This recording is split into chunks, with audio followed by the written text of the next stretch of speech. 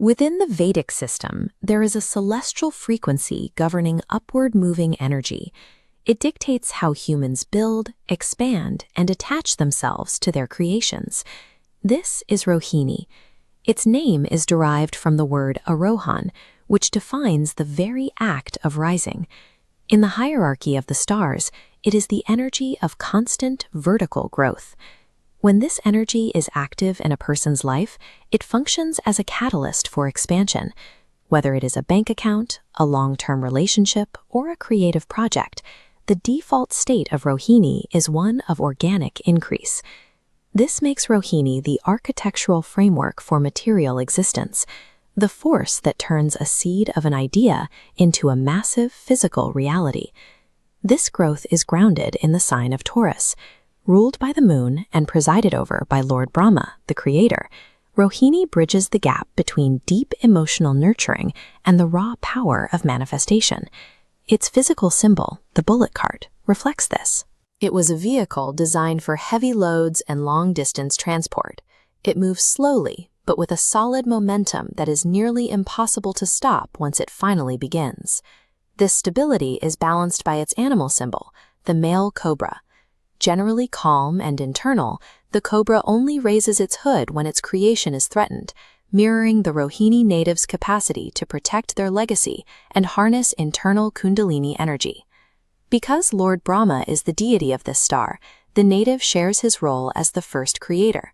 This connection often results in a drive for design and aesthetics that feels entirely unique, as if the person is pulling pure ideas straight from a vacuum rather than imitating any existing models. This ability to build from nothing makes them the primary architects of the physical world, yet it also tethers them to their work with a unique intensity.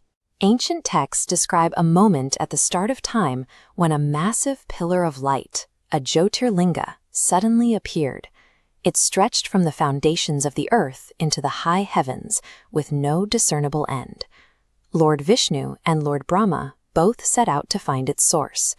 Vishnu descended into the ground, while Brahma took the form of a swan, flying upward toward the peak of the light. After failing to reach the top, Brahma spotted a Ketadi flower falling from the sky.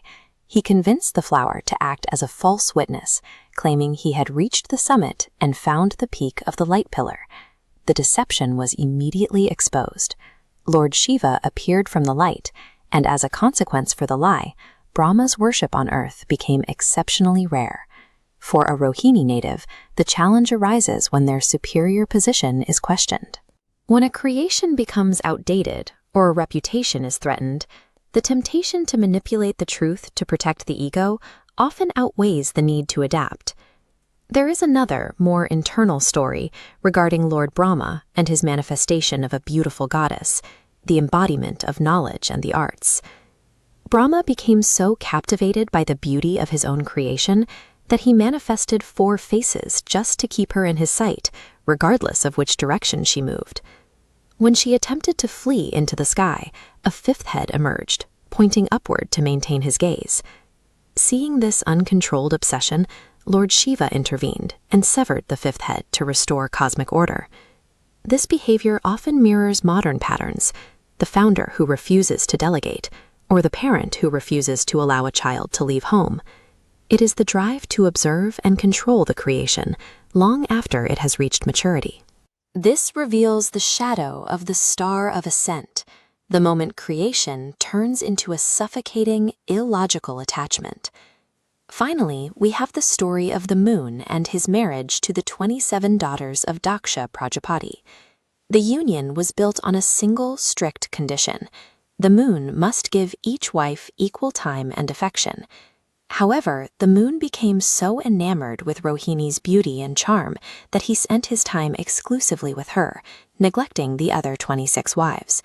Insulted by this favoritism, Daksha cursed the moon to wither away.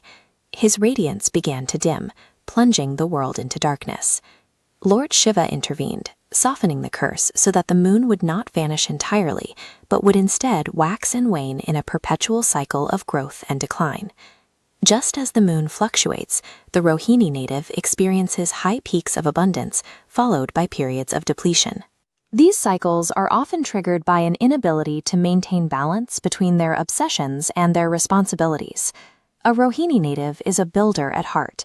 They possess the capacity for original thought, the stamina for slow accumulation, and the emotional depth to nurture their work.